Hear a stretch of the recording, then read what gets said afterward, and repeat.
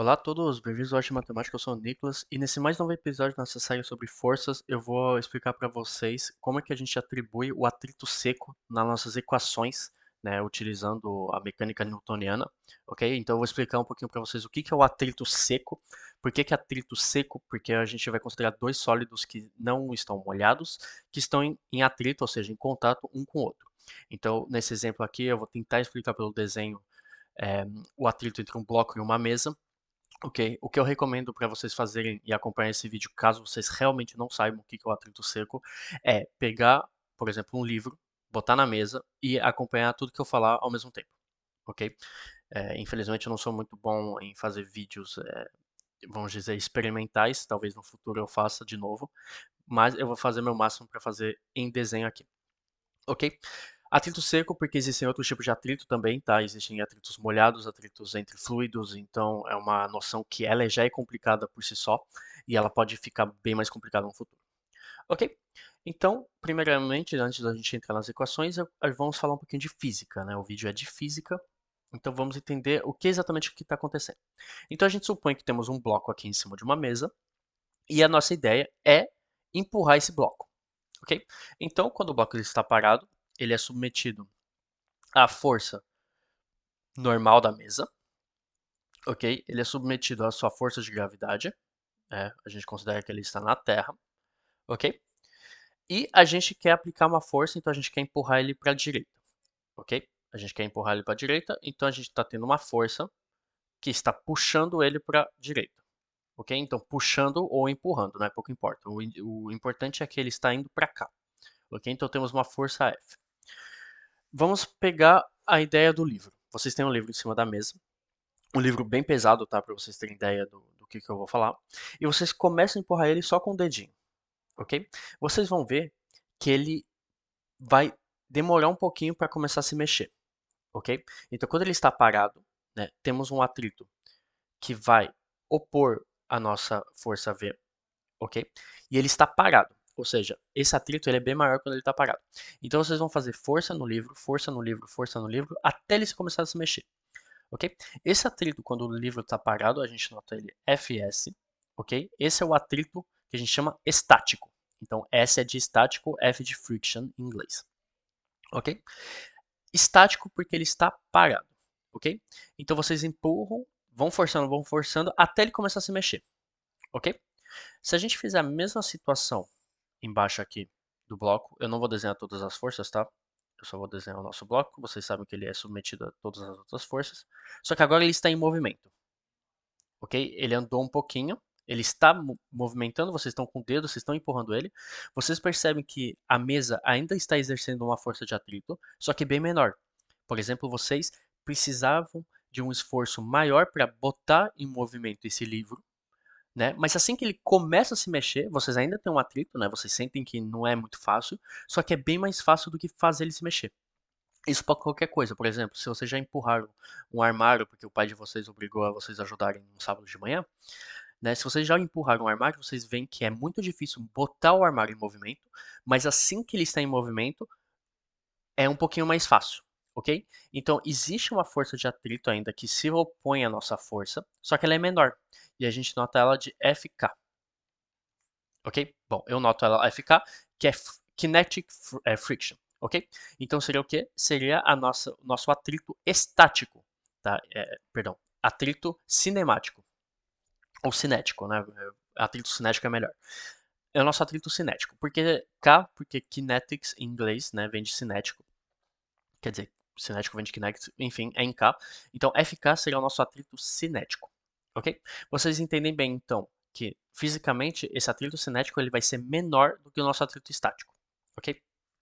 Então, se a gente fazer isso um gráfico, o que acontece? Né? Então eu vou fazer um gráfico aqui,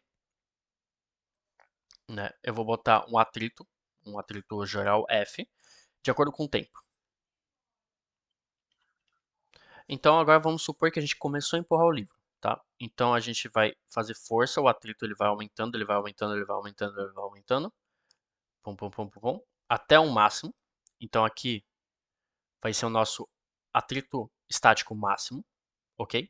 Então esse é o momento onde realmente, se a gente empurrar um pouquinho mais forte, o livro vai começar a se mexer, ok? Então o atrito está no máximo, está no máximo, está no máximo, ele está realmente se opondo maximamente à nossa força e pum, ele vai quebrar.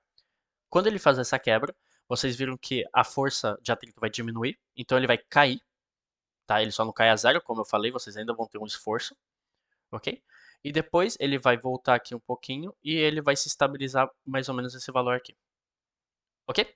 E esse daqui seria o nosso atrito cinético, o nosso FK aqui, ok? Então a gente empurra, empurra, empurra, faz força até quebrar o atrito, ele começar a se mexer e pum!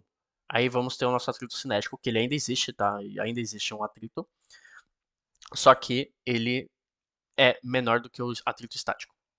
Agora, matematicamente, como é que a gente expressa isso daqui? Porque quando eu falei nos vídeos no começo de mecânica, eu falei que normalmente a gente diz que a gente está numa superfície não aderente, né? Então não a gente negligencia o atrito ou a aderência. Então, como é que a gente expressa matematicamente? Porque na vida real a gente não é muito certo negligenciar essa força, ok? Essa força realmente ela vem de medidas experimentais ou de teorias muito complicadas, ok? Por quê? Porque depende da superfície do material, depende do contato entre um material e outro, atrito seco, atrito molhado, vai considerar que está úmido e não vai considerar que está úmido, então é realmente um valor bem complicado. Então eu sempre vou dar o coeficiente para vocês, ok? Até mesmo eu pego esses coeficientes na internet. Então o coeficiente sempre vai ser dado. Ok? Depois, no futuro, com teorias bem mais complicadas, a gente pode, ou experimentalmente ou teoricamente, achar esses coeficientes. Mas por enquanto eles vão ser dados. Ok?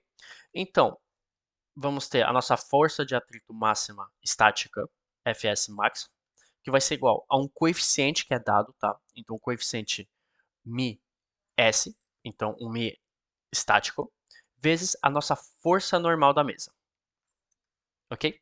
Matematicamente é isso. Então, a gente pega um coeficiente vezes a nossa força normal sendo qual? A força da mesa sobre o nosso bloco aqui, ok? Então, temos esse daqui.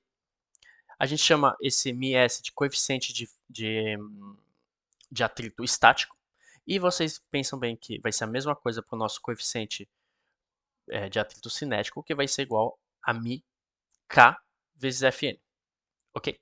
Então, na verdade, temos dois coeficientes aqui que são diferentes.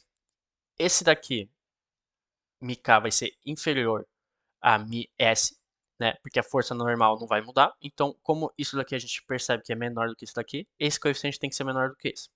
Ok? E esse coeficiente aqui a gente chama de coeficiente de atrito cinético.